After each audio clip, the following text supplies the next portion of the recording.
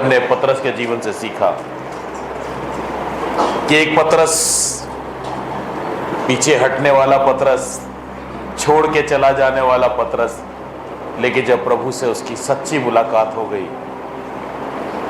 सच्ची मुलाकात, और जब वो टूट गया, उसके बाद ऐसा जुड़ा, ऐसा जुड़ा, ऐसा जुड़ा। जानते हैं अंत में उसने क्या बोला? कहता है, मुझे उल्टी सलीब पर टंगाना, जैसे मेरा यीशु टंगा था ऐसे मत टंगाना। उसका सिर नीचे पैर ऊपर करके उसको सलीब पे टांगा गया। कहता मैं इस लायक नहीं कि मैं अपने स्वामी की तरह मर सकूं। जब हम सचमुच प्रभु में चलना सीख जाते हैं, प्रभु में बढ़ना सीख जाते हैं, हम आशीषित होना शुरू होते हैं, हम आशीषों में बढ़ना शुरू हो जाते हैं। चेले यीशु के साथ साथ चलते हुए तरक्की क्यों नहीं कर पाए? एक बड़ा प्रश्न है मेरे और आपके सामने। अभी तक हमने एक चेले के बारे में जिक्र किया, अब चेलों के बारे में क्यों नहीं वो बढ़ पा रहे थे? क्या कारण था उनमें? क्यों नहीं वो तरक्की कर रहे थे? यीशु ने दो दो करके भेजे, दुष्ट आत्मा को डांटा, बड़े उछलने लगे। यीशु को लाए, कहते हुण तां दुष्ट आत्मा भी साढ़े वश में आ गई। बड़े खुश। पतरस कहता मैं भी कड्डी, यहूदा ने भी कड्डी। बड़ी विचित्र बात है, यहूदा ने भी उस दिन दुष्ट आत्मा निकाल के आ गया। बड़े खुश, नचते टपते आ रहे। यीशु मसीह ने कहा, मैंने शैतान को बिजली की नाई गिरते हुए देखा। भेज गए वो थे, लेकिन पीछे यीशु मसीह उनके लिए दुआ कर रहा था। दुष्ट आत्मा ऐसे नहीं निकली, पीछे यीशु मसीह उनके लिए दुआएं कर रहा था। क्या कारण था कि वो इतना कुछ सीखने के बाद भी कुछ नहीं सीख पाए? इतनी शिक्षाएं लेने के बाद, हर दृष्टांत जो यीशु ने लोगों से बातें करी, उस दृष्टांत को यीशु ने चेलों को अलग ले जाकर अच्छी तरह से समझाया। पढ़ा आपने बाइबल में? चेले कहते थे हमें इसका मतलब बता, फिर वो चेलों को अलग से मतलब बताया करता था, फिर भी नहीं सीखे। जीवन में ऐसी कौन सी चीज है जो चेले, जिसके कारण वो बहुत पीछे रह गए? आज भी हम मसीही लोग जब तक उस परिस्थिति पर जय नहीं पाएंगे, तब तक हम पीछे रहेंगे। चाहे आर्थिक हो, चाहे हम किसी भी एंगल से उसको देख लें, जब तक हम उस समस्या पर जय नहीं पाएंगे। यीशु के साथ रहते रहते चेले उस समस्या पर जय नहीं पा पाए। आप जानते हैं वो समस्या क्या है? नींद। क्या है? की करिए, आंधी बड़ी है?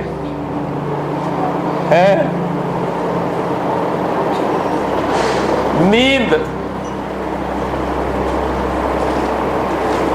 ये जो नींद है ना, चेले नींद के करके, आइए देख लेते हैं, मती में ही आ जाते हैं। पहले तो आज कहोगे आज तो मती दे पीछे बड़े पैसा है, मती नू नहीं छड़ना आज।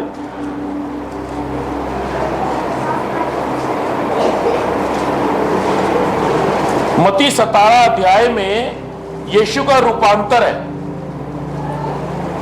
और यदि हम मरकुस 9 अध्याय देखें तो वहां भी इसी बात का जिक्र है। लेकिन अगर हम लूका 9 भी निकाल के देखें वहां भी इसी बात का जिक्र है, लेकिन लूका ने बड़ा स्पष्ट कुछ समझाया मेरे को और आपको।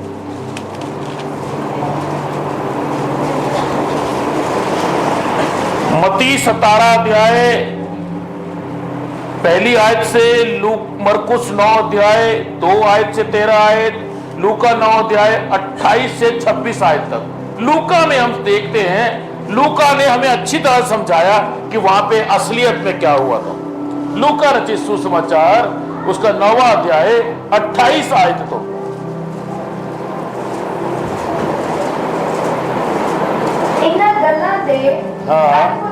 क्यों होया जो पतरस और यूहन्ना और याकूब नूं नाम लेके पहाड़ उत्ते प्रार्थना करन चढ़िया। कादे ले गया? कादे ले? प्रार्थना के लिए। मत्ती में और मरकुस में उसको क्लियर नहीं हो पाया कि वो क्यों गए थे, लेकिन लूका उस बात को क्लियर कर रहा है कि यीशु मसीह पहाड़ पर पतरस, याकूब और यूहन्ना को लेकर खास काम के लिए गया, और वो काम था प्रार्थना करने के लिए गया। हाँ जी। और उन्हें प्रार्थना करदिया ਉਹਦੇ ਮੂੰਹ ਦਾ ਰੂਪ ਹੋਰ ਹੀ ਹੋ ਗਿਆ ਅਤੇ ਉਹਦੀ ਪੋਸ਼ਾਕ ਚਿੱਟੀ ਅਤੇ ਚਮਕੀਲੀ ਹੋ ਗਈ। और ਵੇਖੋ ਦੋ ਮਨੁੱਖ ਅਰਥਾਤ ਮੂਸਾ ਅਤੇ ਏਲੀਆ ਉਸ ਨਾਲ ਗੱਲਾਂ ਕਰਦੇ ਸਨ। ਉਹ ਤੇਜ ਵਿੱਚ ਵਿਖਾਲੀ ਦੇ ਕੇ ਉਹਦੇ ਪੂਛ ਦੀਆਂ ਗੱਲਾਂ ਕਰਦੇ ਸਨ। ਸੋ ਉਹਨੇ ਯਰੂਸ਼ਲਮ ਵਿੱਚ ਸੰਪੂਰਨ ਕਰਨਾ ਸੀ। ਪਤਰਸ ਅਤੇ ਉਹਦੇ ਸਾਥੀ ਨੀਂਦਰ ਨਾਲ ਸੁਸਤ ਹੋਏ बस बस बस। यीशु मसीह कादे ले गया? कादे ले गया? थे पतरस थे उदे साथी।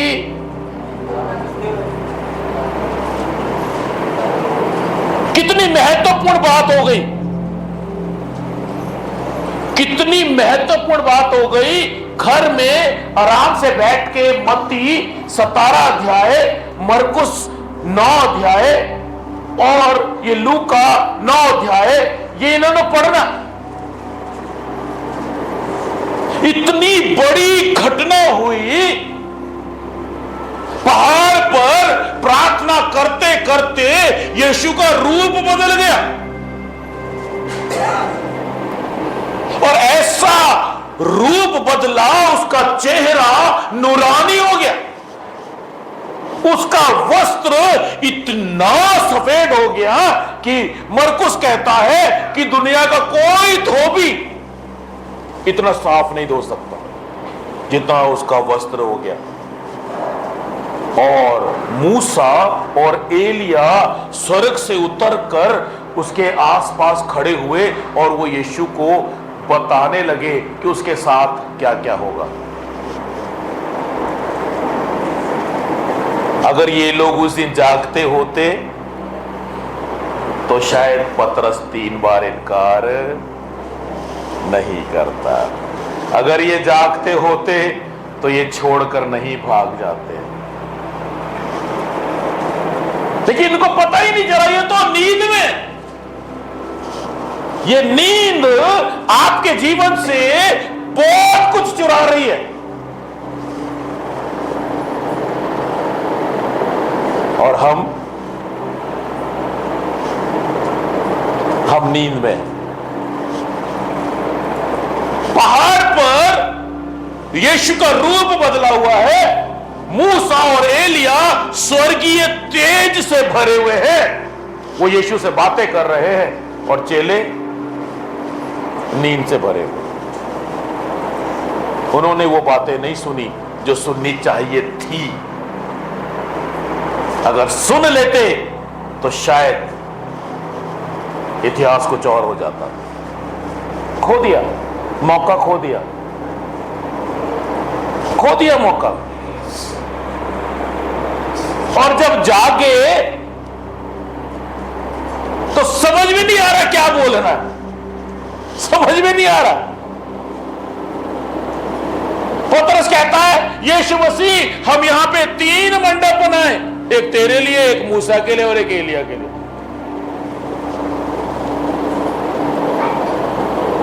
और अचानक एक बादल ने उनको क्या कर लिया, घेर लिया, और एक आवाज आई, ये मेरा प्रिय पुत्र है, इसकी सुनो। जब हम नींद में होते हैं ना, हम शुद्ध बुद्ध खो बैठते हैं। नींद आपके जीवन से आपकी शुद्ध बुद्ध खो लेती है। पता ही नहीं चला क्या बोल रहे हैं। यीशु की तुलना किससे कर दी? मूसा और एलिया से। मूसा और एलिया को यीशु के बराबर कर दिया। सृष्टिकर्ता को सृष्टि के बराबर कर दिया। इसीलिए बादल ने उनको घेर लिया और एक जगह लिखा वो डर गए। और तब वो आवाज आई, इसकी सुनो, इसकी सुनो। नींद आपके जीवन से बहुत कुछ चुरा लेती है। इसीलिए बाइबल में लिखा है मत्ती 26:41 आयत, पढ़ लो जरा।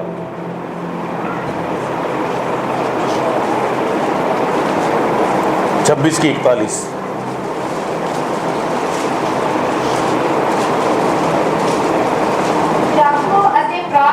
क्या करो? क्या करो? क्या करो? क्या करो?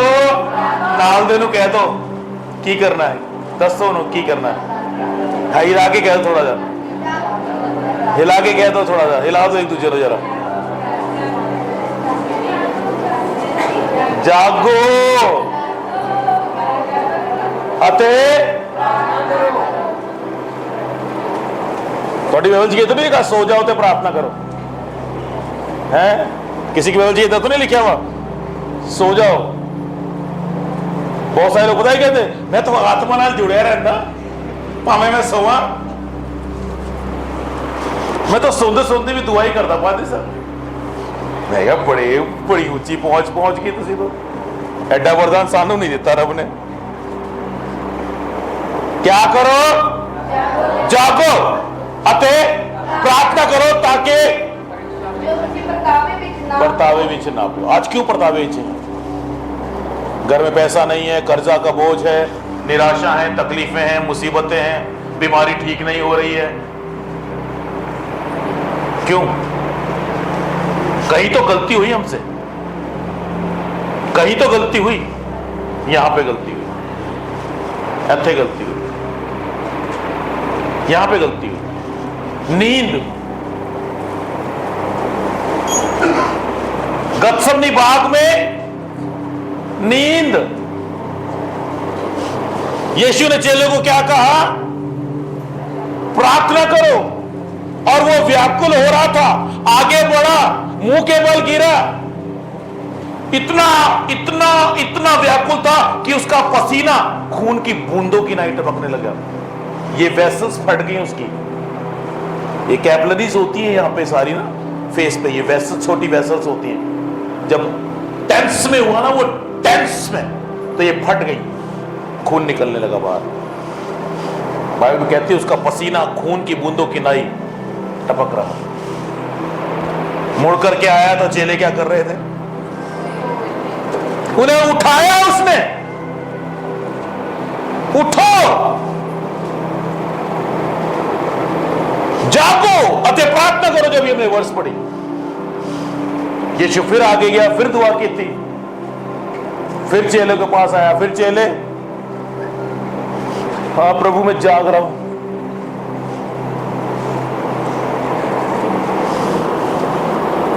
नहीं प्रभु मैं जाग गया।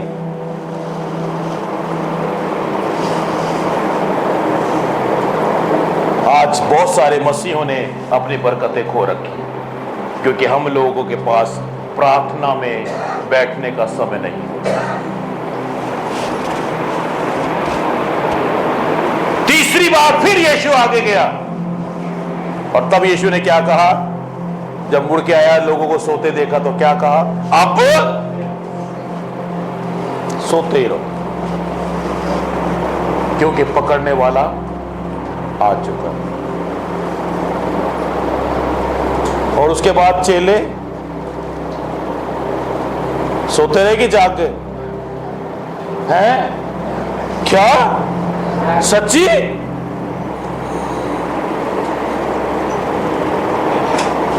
इसका मतलब क्या है? दुख में जागते हैं?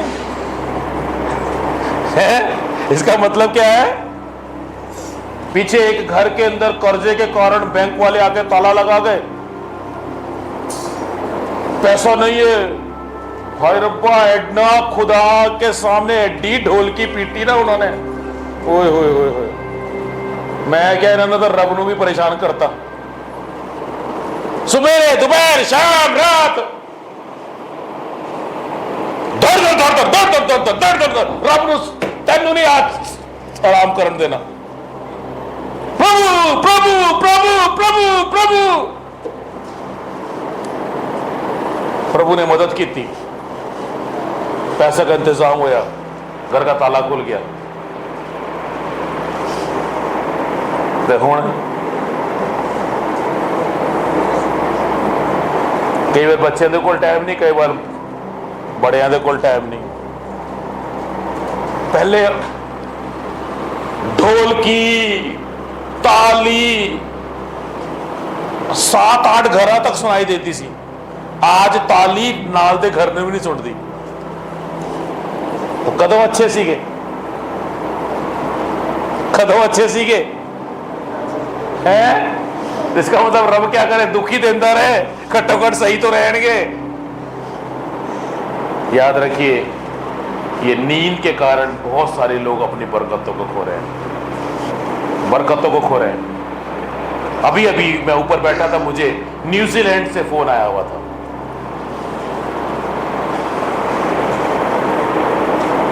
उस व्यक्ति की गवाही बताना चाहता हूं मैं आपको। आज न्यूजीलैंड में बैठा हुआ है, 9 साल हो जाएंगे उनकी शादी को अगले महीने, मई के महीने। पिछले 8 साल में 2 बार उनको बच्चे की बरकत मिली, दोनों बार मिसकैरेज हो गया, दोनों बार मिसकैरेज हो गया।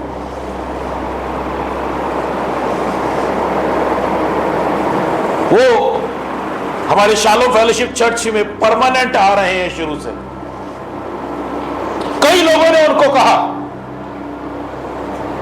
यहां से बरकत नहीं मिल रही है, फलानी मिनिस्ट्री में जाओ, ले हैंड करा लो। आजकल एक तो ले हैंड का बड़ा पंगा चलता पाया, और ले हैंड बड़ी महंगी दुआएं हैं भाई, बड़ी महंगी हैं।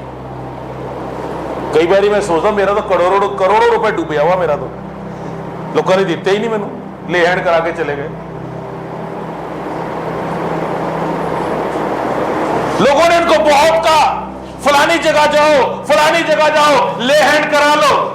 इन्होंने एक ही गल कही, असी बरकत इथों ही लेनी है, बरकत असी इथों ही लेनी जिथे सानू चर्च में, जिस चर्च में रब ने जोड़िया हुआ है।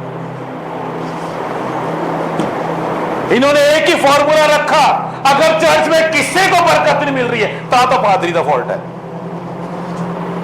जे चर्च च किसी ने भी बरकत नहीं मिल रही है फिर तो पादरी च कमी है। लेकिन जे चर्च में सारे ने बरकत मिल रही है, कल्ले मैनू नहीं मिल रही है, इसका मतलब मेरे च कमी है। दोनों पति पत्नी ने एक काम किया, अपनी गलती निकाली। दोनों ने रात को 12 बजे, दोनों पति पत्नी ने रात को 12 बजे बैठ के दुआएं शुरू करी। 2 घंटे 2.5 घंटे रोज रात को बैठ के दुआएं शुरू करी। घर वालों ने बड़ा प्रेशर डाला, उनको कहा कि डॉक्टर को चेक कराओ।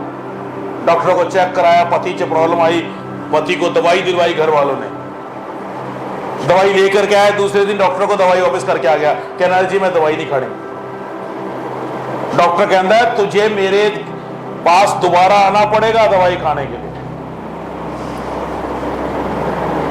उसको तो नहीं कुछ बोला, लेकिन अपने घर आके बोला दवाइयों से नहीं खुदा से लूंगा, दवाइयों से नहीं खुदा से लूंगा।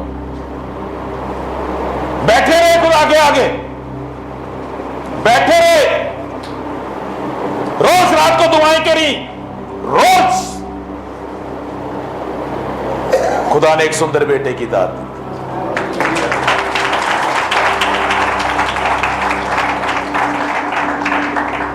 खुदा ने एक सुंदर बेटा दिया। और आप जानते हैं अभी 2 साल पहले उनके बड़े भाई के घर में दूसरा बच्चा हुआ था। परिवार ने, उनके माँ बाप ने एक सलाह दी, इस बच्चे को आप गोद ले लो। उन्होंने पास्टर से अपने बात करी, क्या हम ये बच्चा गोद ले लें? पास्टर ने एक शब्द बोला, क्या तुम्हारा विश्वास इतना ही बड़ा है? बस उसी समय छोड़ दिया, नहीं, गोद भी नहीं लेंगे, खुदा देगा, खुदा देगा। उनकी रात की प्रार्थना ने आज उनके घर में एक सुंदर बेटा दिया है। प्रार्थना, जागते रहो और प्रार्थना करते रहो ताकि परतावे विच ना पड़ो, ताकि तुम परीक्षा में ना पड़ो। प्रार्थना, प्रार्थना, जागते ही और प्रार्थना करते रहो। चेले सो गए, ईश्वर का उन सुनते रहो, लेकिन उसी समय जाग भी गए। दुआ खत्म, निंदर खत्म। दुआ शुरू, नींद शुरू। दुआ खत्म। कैसी विचित्र बात है ना। एक बार किसी ने मेरे को कहा नींद नहीं आ रही है, कोई बताओ क्या करूं। मैंने कहा बाइबल पढ़ ले भरावा, पहला पेपर पढ़ेगा, पहले पेपर से नींद आनी शुरू हो जाओगी। और फिर भी ना आए तो दुआ कर ले।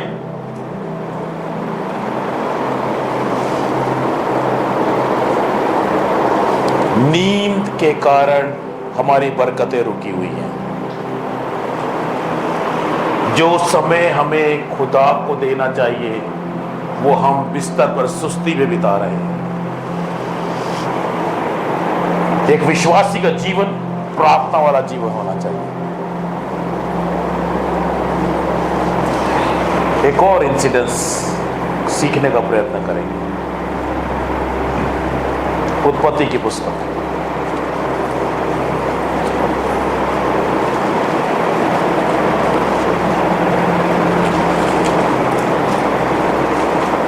अध्याय।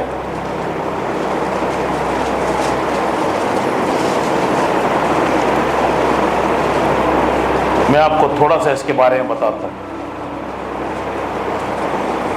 ये जो अब्राहम और परमेश्वर की बातचीत का एक वर्णन है उत्पत्ति 15 में।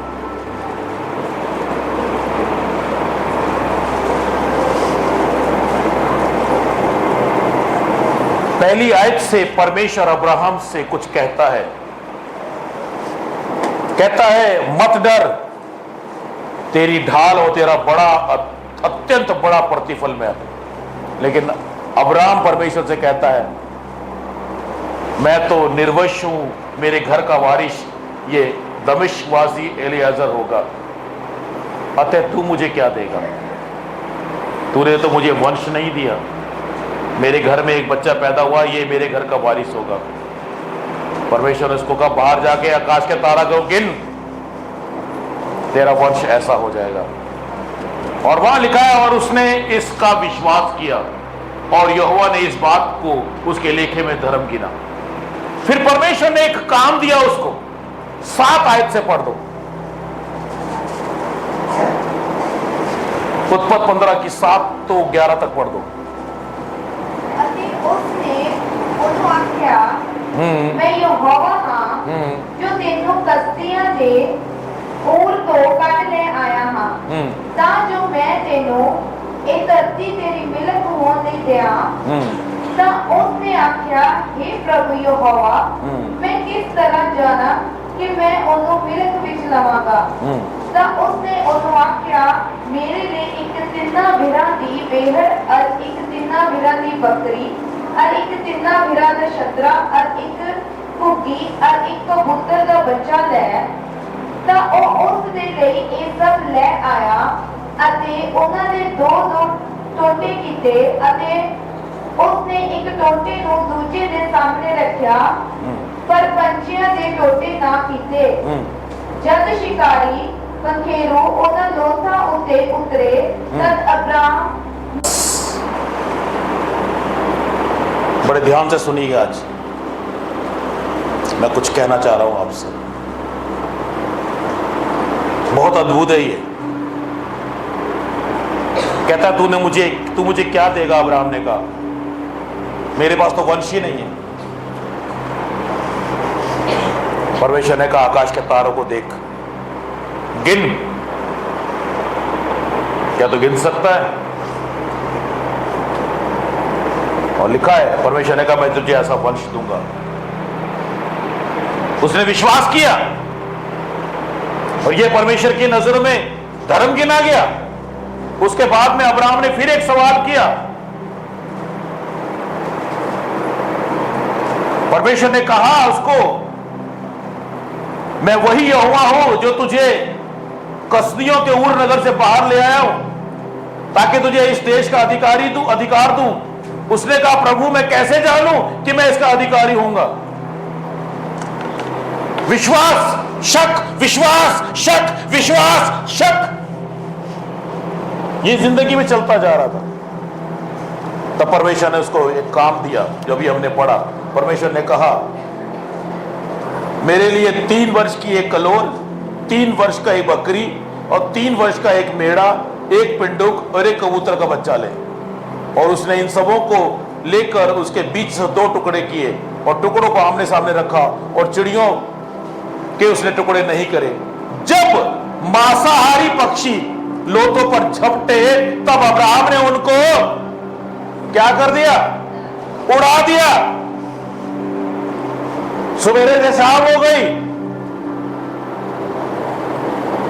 अब्राहम उड़ाता रहा।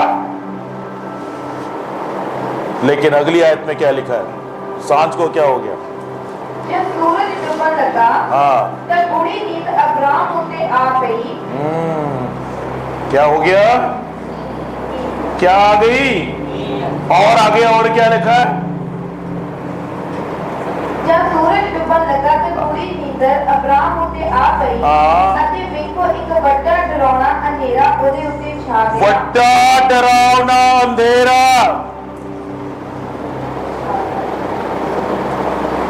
उन्होंने घेर लिया। जब सूरज ढलने लगा तो उसको क्या आ गई? नींद आ गई। जब तक जाग रहा था तब तक पंछियों को क्या कर रहा था? उड़ा रहा था, भगा रहा था। और जब सो गया तो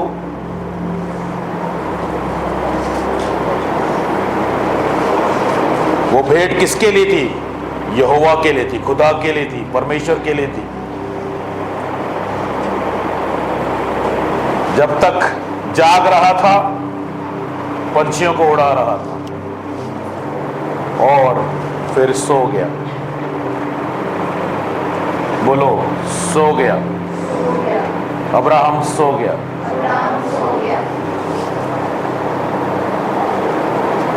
और जब अब्राहम सो गया ना, डर उसके जीवन में आ गया। डर।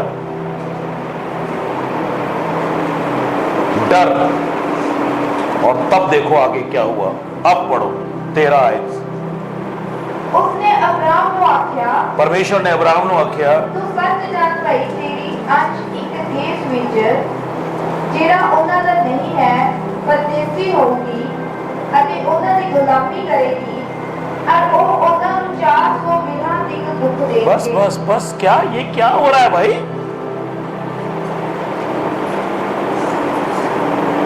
कभी आपने ध्यान से बाइबल पढ़ी?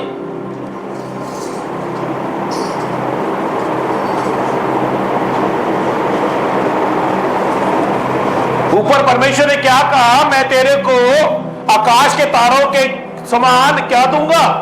वंश दूंगा। अभी वंश दिया भी नहीं। यस, कौन बोला? क्या दे दिया पहले? क्या दे दिया? क्या दे दिया? क्या दे दिया? क्या दे दिया? कभी आपने गहराई से सोचा? एक नींद आपकी बरकतों से आपको शराब की ओर ले जाती है, जीवन से मृत्यु की ओर ले जाती है।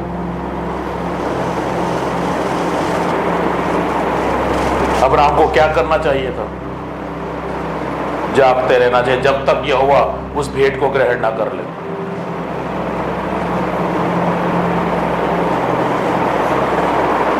पहले जागता रहा, जैसी सूर्य अस्त हुआ नींद ने उसको घेर लिया।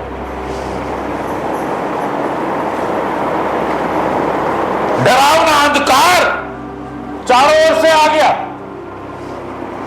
और अभी तो बच्चे भी नहीं आए भाई।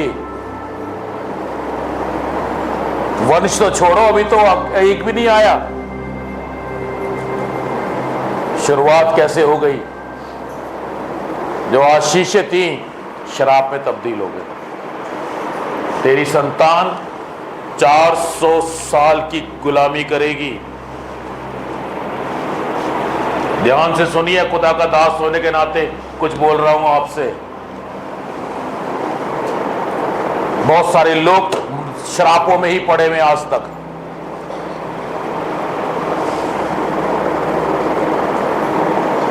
कई बार हम आते बरकत लेने के लिए हैं, जाते शराप लेकर के हैं।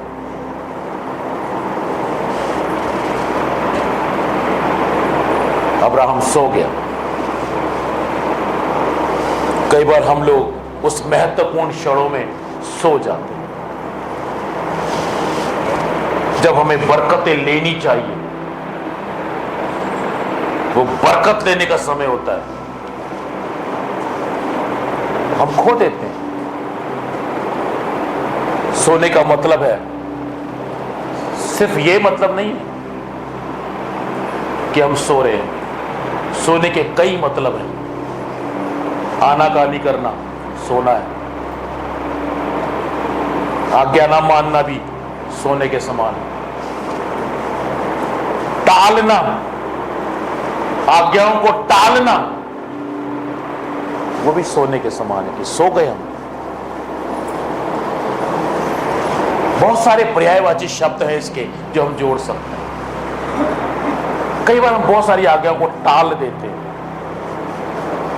कई बार अनजान बन जाते हैं हम खुदा के कलाम से, अनजान बन जाते हैं।